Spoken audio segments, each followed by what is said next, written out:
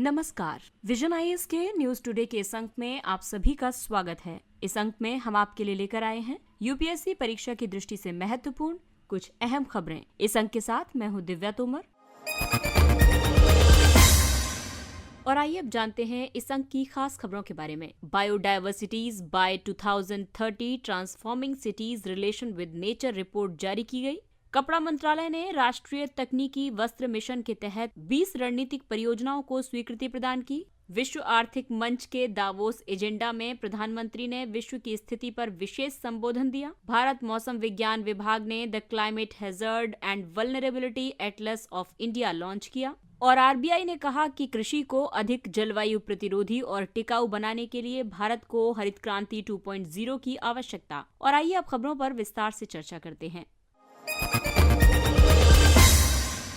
इस अंक की सबसे पहली खबर पर्यावरण एवं जैव विविधता से जुड़ी है। Biodiversities by 2030 transforming cities relation with nature report जारी की गई। ये रिपोर्ट बायोडायवर्सिटीज बाय 2030 पहल का एक प्रमुख दस्तावेज है। इस पहल का नेतृत्व विश्व आर्थिक मंच और Alexander von Humboldt institute Colombia ने संयुक्त रूप से किया है। इस पहल का उद्देश्य शहर की सरकारों, व्यवसायों और नागरिकों का समर्थन करना है। इससे वर्ष 2030 तक शहरों को प्रकृति के साथ सामंजस्य स्थापित करने में सक्षम बनाया जा सकेगा। शहरी क्षेत्र वैश्विक कार्बन उत्सर्जन के 75% से अधिक के लिए जिम्मेदार है। साथ ही स्थानीय पारिस्थितिक तंत्र के नुकसान और पर्यावासों की हानि के लिए भी उत्तरदायी है। आपको बता दें कि पारितंत्र आधारित दृष्टिकोण के तहत प्रकृति आधारित समाधान है, फिर से सुधार करना, विशेष मुद्दे पर आधारित कार्य करना, बुनियादी ढांचा बनाना, प्रबंधन करना और संरक्षण शामिल है। वहीं सामाजिक चुनौतियों की बात करें तो मानव कल्याण और जैव विविधता के लाभ इसके समक्ष चुनौतियां हैं।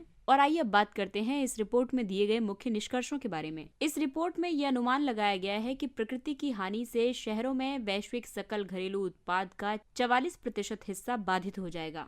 साथ ही प्रकृति सकारात्मक निवेश के बारे में ये कहा गया है कि जैसे कि बुनियादी ढांचे के लिए प्रकृति आधारित समाधान या प्रकृति को भूमि लौटाना है, इसी प्रकार का निवेश विश्व भर के शहरों में 59 मिलियन से अधिक रोजगार पैदा कर सकता है। ये वर्ष 2030 तक वार्षिक व्यापार मूल्य में $1.5 ट्रिलियन से अधिक उत्पन्न कर सकता है। बुनियादी ढांचे के लिए नेचर बेस्ड सॉल्यूशंस प्रत्यक्ष और पर्यावरणीय लाभों के मामले में 28% अधिक अतिरिक्त मूल्य प्रदान करता है। इस रिपोर्ट में कुछ सिफारिशें भी की गई हैं, जैसे कि शहरों को शहरी शासन के लिए एक प्रणालीगत दृष्टिकोण को अपनाना चाहिए जो सभी हितधारकों की जरूरतों पर विचार करता हो। इसके अलावा ये कहा गया है कि शहरों को अपने स्थानिक योजना निर्माण निर्णयों में प्रकृति को दोबारा से एकीकृत करना चाहिए। प्रकृति को वित्तीय बाजारों के लिए एक आकर्षक निवेश बनाना चाहिए। साथ ही शहरों की प्राकृतिक पूंजी में निजी निवेश को बढ़ावा देना चाहिए।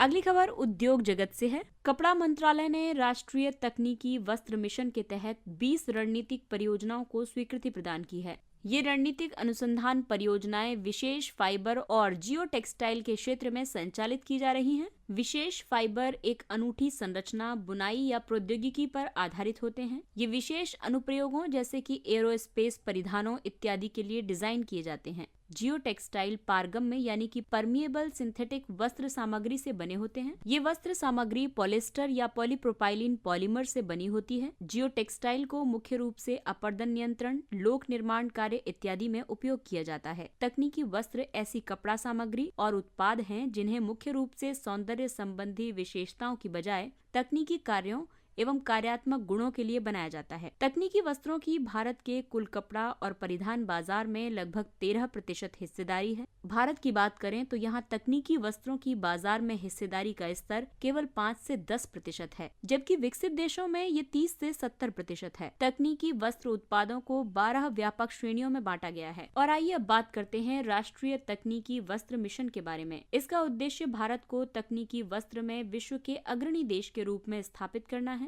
ये रणनीतिक क्षेत्रों सहित विभिन्न प्रमुख मिशनों एवं कार्यक्रमों में तकनीकी वस्त्र के उपयोग पर भी ध्यान केंद्रित करेगा। राष्ट्रीय तकनीकी वस्त्र मिशन को 4 वर्ष की कार्यान्वयन अवधि के लिए अनुमोदित किया गया है। राष्ट्रीय तकनीकी वस्त्र मिशन के घटक हैं अनुसंधान, नवाचार और विकास, प्रोत्साहन एवं बाजार विकास, शिक्षा, प्रशिक्षण और कौशल निर्यात को बढ़ावा देना। और आइए अब उन 12 खंडों की बात करते हैं जिनमें तकनीकी वस्त्र उत्पादों को बांटा गया है और साथ ही इनके अनुप्रयोगों के बारे में भी बताएंगे। बताएंगे। सबसे पहले बात करते हैं मेडिटेक वस्त्रों का। इसके तहत diaper, sanitary napkin, disposable, contact lens और कृत्रिम प्रत्यारोपण शामिल है। दूसरा है मोबिल टेक। इसके तहत airbag, helmet, nylon tyre cord और एयरलाइन डिस्पोजल शामिल है। तीसरा प्रकार है ओकोटेक वस्त्र का। इनसे पुनर्चक्रण, अपशिष्ट निर्माण और पर्यावरण संरक्षण में मदद मिलती है। चौथा प्रकार है पैकटेक वस्त्रों का। इसमें रैपिंग फैब्रिक्स, पॉलीओलेफिन के बुने हुए बोरे, लीनो बैग और जूट के बोरे शामिल हैं। वहीं प्रोटेक वस्त्रों में बुलेट प्रूफ जैकेट, अग्निरोधक परिधान और उच्च दृश्यता वाले कपड़े शामिल हैं। स्पोर्टेक में स्पोर्ट्स नेट, कृत्रिम टर्फ, पैराशूट कपड़े, तंबू और स्विम वियर शामिल हैं। एग्रोटेक वस्त्रों के तहत शेड नेट, मछली पकड़ने के जाल, mulch mat, anti hail nets आदि शामिल है। वहीं बिल्टेक के तहत कॉटन कैनवास, तिरपाल, फर्श और दीवार की कवरिंग और कैनोपी शामिल है। क्लॉथ टेक के तहत जिप फास्टनर, वस्त्र, छाते का कपड़ा और जूते के फीते आदि बनाए जाते हैं। वहीं जियोटेक उत्पादों के तहत जियोग्रिड, जियोनेट, जियो कंपोजिट्स बनाए जाते हैं। होम टेक को गद्दे और तकिया भरने में उपयोग किया जाता है। स्टफ्ड खिलौने बनाए जाते हैं। ये ब्लाइंड्स में यूज होता है और कालीन आदि में इसका इस्तेमाल किया जाता है। और अंत में आते हैं जियोटेक वस्त्र। इनका कन्वेयर बेल्ट, वाहनों की सीट बेल्ट और बोल्टिंग क्लॉथ में यूज किया जाता है। विश्व आर्थिक मंच के दावोस एजेंडा में प्रधानमंत्री ने विश्व की स्थिति पर विशेष संबोधन दिया। आइए अब आपको बताते हैं प्रधानमंत्री के संबोधन की मुख्य बातें। वैश्विक महामारी पर वन अर्थ वन हेल्थ के दृष्टिकोण के माध्यम से वैश्विक आवश्यकताओं में योगदान करने पर बल दिया। इसके अलावा अन्य देशों को टीके और दवाएं उपलब्ध करवाने की बात की। स्वास्थ्य देखभाल पेशेवरों के योगदान को सराहा और अभिनव डिजिटल प्लेटफॉर्म के विकास में भारतीय सॉफ्टवेयर डेवलपर्स की भूमिका पर बातचीत की। भौतिक और डिजिटल दोनों बुनियादी ढांचों का आधुनिकीकरण किया। इसमें 6 लाख गांवों को ऑप्टिकल फाइबर नेटवर्क से जोड़ने का प्रयास शामिल है। बुनियादी ढांचे में $1.3 ट्रिलियन के निवेश की योजना बनाई गई है और गतिशक्ति राष्ट्रीय मास्टर प्लान की बातचीत की गई है। व्यवसाय करने में सुगमता के बारे में इस संबोधन में कहा गया कि निगम कर दरों का सरलीकरण होना चाहिए। ड्रोन, अंतरिक्ष, भूस्थानिक मानचित्रण आदि जैसे गैर विनियमित क्षेत्रों और आईटी एवं बीपीओ क्षेत्रों से संबंधित पुराने दूरसंचार विनियमन में सुधार होना चाहिए। इसी के चलते पिछले वर्ष विनियामक अनुपालन से जुड़े 25,000 मामलों में कमी लाई गई। और अन्य मुद्दे रहे क्रिप्टो करेंसी पर एक समान दृष्टिकोण विकसित करना, साथ ही समकालीन नीतिगत चुनौतियों से निपटने के लिए वैश्विक अभिशासन संरचनाओं में सुधार करना। P3 यानी कि प्रो प्लैनेट पीपल दृष्टिकोण के लिए एक मजबूत आधारशिला के लिए जन आंदोलन में लाइफ का निर्माण करना। यहाँ लाइफ का फुल फॉर्म है लाइफ फॉर एनवायरमेंट। आपको बता दें कि विश्व आर्थिक मंच की स्थापना वर्ष 1971 में गैर लाभकारी फाउंडेशन के रूप में हुई थी। इसका मुख्यालय जिनेवा, स्विट्जरलैंड में है। ये वैश्विक, क्षेत्रीय और उद्योग एजेंडा को आकार देने के लिए सबसे प्रमुख राजनीतिक, व्यावसायिक, सांस्कृतिक और समाज के अन्य नेतृत्वकर्ताओं को एकजुट करता है। दावोस एजेंडा इस चुनौतीपूर्ण नए संदर्भ में आवश्यक सिद्धांतों, नीतियों और भागीदारी को आकार देने के लिए वैश्विक नेताओं को एक मंच प्रदान करता है। वर्ष 2022 के शिखर सम्मेलन में चिंता के 3 मुख्य क्षेत्र जलवायु कार्रवाई, महामारी से उबरना और आर्थिक एवं सामाजिक लचीलापन है। भारत मौसम विज्ञान विभाग ने the climate hazard and vulnerability Atlas of India launch किया। ये एटलस मौसम की चरम घटनाओं जैसे कि अत्यधिक वर्षा, सूखा, शीतलहर, हीट वेव, तूफान, चक्रवात, आकाशीय बिजली आदि पर आधारित है। ये एटलस जोखिम की विभिन्न श्रेणियों के साथ सुभेद्यता की एक श्रृंखला प्रदान करता है। ये प्रत्येक भारतीय जिले के लिए जोखिम को उसकी सुभेद्यता के अनुसार 0, कम, मध्यम, उच्च और उच्चतम श्रेणी में रखता है। इस एटलस का काफी महत्व होगा क्योंकि इससे विभिन्न क्षेत्रों के लिए प्रभाव आधारित चेतावनी जारी की जा सकती है। एटलस कुछ चरम मौसमी घटनाओं के क्षेत्र विशेष प्रभाव को समझने में मदद करेगा। आपदा प्रबंधन क्षेत्रों को सुभेद्य जिलों की पहचान करने में मदद करेगा। इससे ये निवारक और अनुकूलक उपाय लागू कर सकेंगे। जलवायु संकट के कारण चरम मौसम की घटनाओं में वृद्धि की स्थिति में ये आपदा के दौरान तैयारियों में सहायता प्रदान करेगा। ये आपदा प्रतिरोधी बुनियादी ढांचे की योजना बनाने में सहायक है। हाल के दिनों में जोखिम संभावित क्षेत्रों में बदलाव को भी शामिल किया गया है। ये निगरानी और पूर्वानुमान में सहायक सिद्ध होगा। ये सार्वजनिक स्वास्थ्य सुविधाओं या आपातकालीन प्रतिक्रिया क्षमता और बेहतर प्रारंभिक चेतावनी प्रणाली आदि में भी सुधार करेगा। इस एटलस में संकट को ऐसी भौतिक घटना के रूप में परिभाषित किया गया है जो कि लोगों, इमारतों या आर्थिक संपत्तियों के लिए खतरा उत्पन्न करती है, साथ ही जो आपदा का कारण बनती है। वहीं सुभेद्यता के बारे में कहा गया है कि ये वो सीमा है जिस तक किसी समुदाय, इमारत, सेवा या भौगोलिक क्षेत्र के किसी विशेष विपदा के प्रभाव से क्षतिग्रस्त या बाधित होने की संभावना होती है।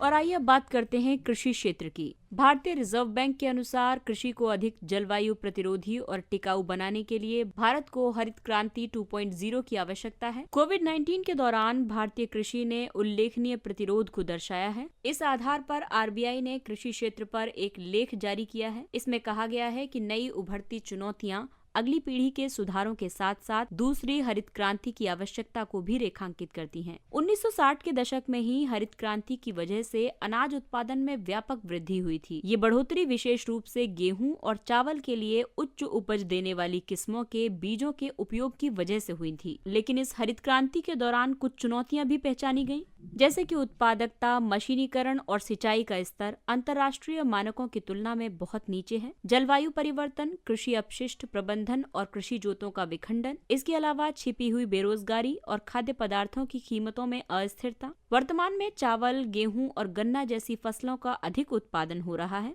इससे भूजल स्तर में तीव्र गिरावट, मृदा अपरदन और बड़े पैमाने पर वायु प्रदूषण हो रहा है। भारत में कोल्ड स्टोरेज सुविधा की वर्तमान उपलब्धता अत्यधिक विषम है। कोल्ड स्टोरेज की कुल क्षमता का लगभग 70% उत्तर प्रदेश, पश्चिम बंगाल, पंजाब और गुजरात तक सीमित है।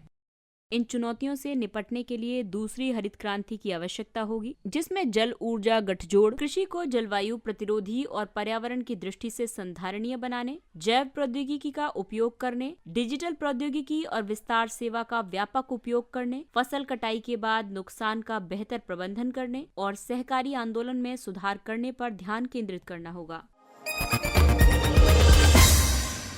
आइए बात करते हैं कुछ अन्य महत्वपूर्ण सुर्खियों के बारे में। भारत के निर्वाचन आयोग ने पंजाब विधानसभा चुनाव स्थगित किए। निर्वाचन आयोग ने ये कदम गुरु रविदास जयंती समारोह के मद्देनजर चुनाव स्थगित करने के अनुरोध के बाद उठाया है। लोक प्रतिनिधित्व अधिनियम 1951 की धारा 153 के तहत निर्वाचन आयोग चुनाव संपन्न करवाने के लिए समय या तिथि बढ़ा सकता है। हालांकि इस तरह का विस्तार सदन के सामान्य विघटन या कार्यकाल की तिथि से आगे की तिथि के लिए नहीं किया जाना चाहिए। सदन का कार्यकाल केवल संसद द्वारा घोषित आपातकाल के दौरान ही बढ़ाया जा सकता है। संविधान ने इस आपातकाल को केवल 2 स्थितियों तक ही सीमित किया है। पहला है युद्ध और दूसरा है कानून एवं व्यवस्था के भंग होने तक।